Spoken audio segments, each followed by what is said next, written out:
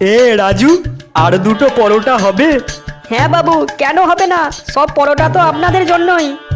সব পরোটা তাহলে আমাকেই দিয়ে দে, সারাদিন কিছু আর খাবো না।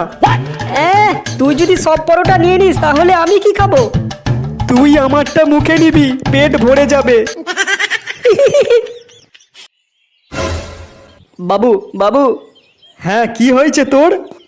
বাবু বাবু পরোটা খাবো, বাবু পরোটা খাবো। হ্যাঁ, পরোটা খাবে? এই তুই চুপ কর। এ রাজু, ওকে দুটো পরোটা দে তো।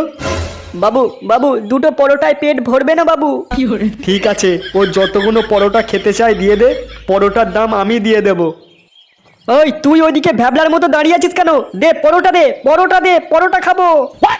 আজ কতদিনের ইচ্ছা পূরণ হবে তুই জানিস? জীবনে কোনোদিন তো আর ভালো কাজ করলাম না, একটা এই ভালো কাজ করে যদি পুণ্যি করতে পারি।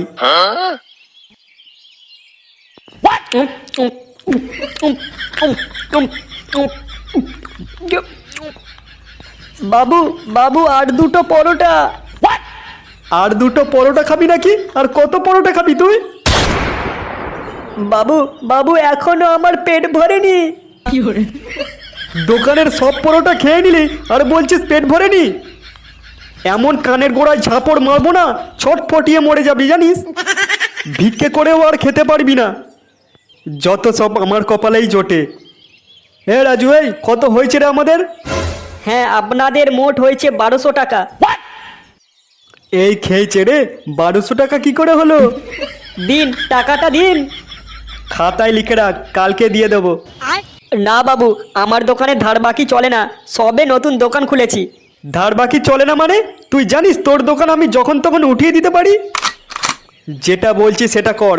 নান্টুর নামে 1200 টাকা লিখে রাখ, কালকে নান্টু এসে দিয়ে দেবে। বাবু এখানে আবার নান্টুকে?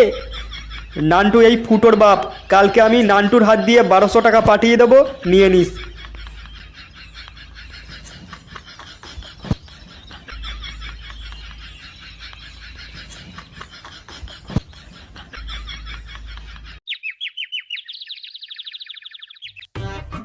ছেলের অজান্তেই বৌমাকে নিয়ে পালালো গুণধর বাপ। ছি ছি ছি, কি সব দিনকাল এলো। হ্যাঁ, নিজের বাপই বৌমাকে নিয়ে পালাচ্ছে, তাহলে ছেলে কি করবে? গিন্নি, ও গিন্নি। কি হয়েছে কি? বলি রান্না হয়েছে? কেন এখন দেরি আছে রান্না? সেই কোন সকালে রান্নাঘরে ঢুকেছো, এখনো পর্যন্ত রান্নাটা হলো না?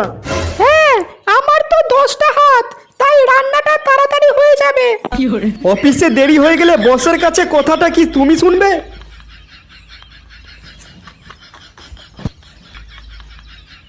করো তো লোহা পিটানোর কাজ, তাতে এত ফুটানি কিসের তোমার? থাক, আমার ঘাট হয়েছে তোমার কাছে খাবার চাওয়া। আমি আজকে বাইরেই খেয়ে নেবো, তোমাকে আর কষ্ট করে রান্না করতে হবে না। হ্যাঁ, তাই যাও।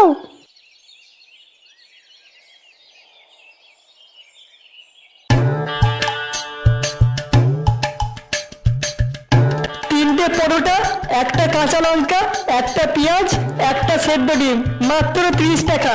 যাতায়াতের টিকিটও হবে না।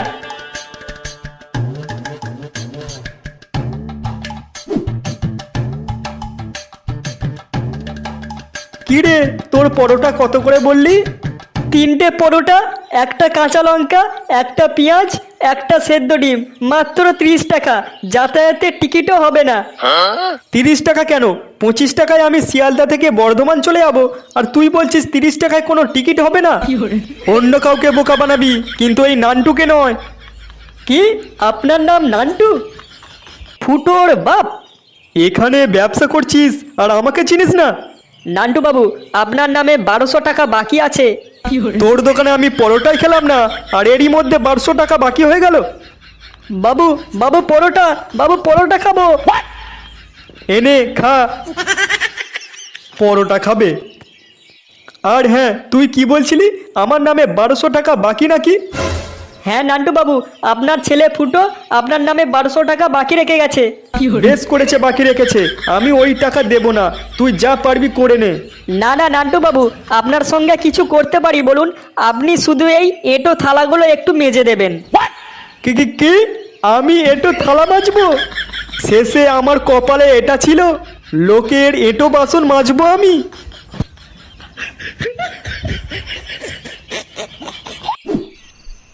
গাড়িটা একটু জোরে চলবে, এতে হচ্ছে না। জোরে চালাও। হচ্ছে, এবার হচ্ছে, চালাতেই থাকো, থামবে না। করাচ্ছি তোকে খেলা।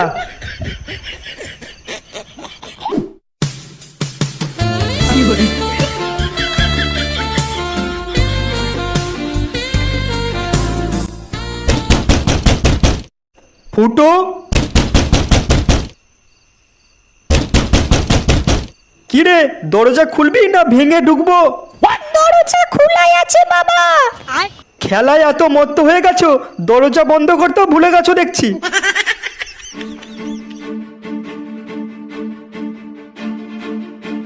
কিরে, কাল রাজুর পরোটার দোকানে কি করে এসেছিস তুই?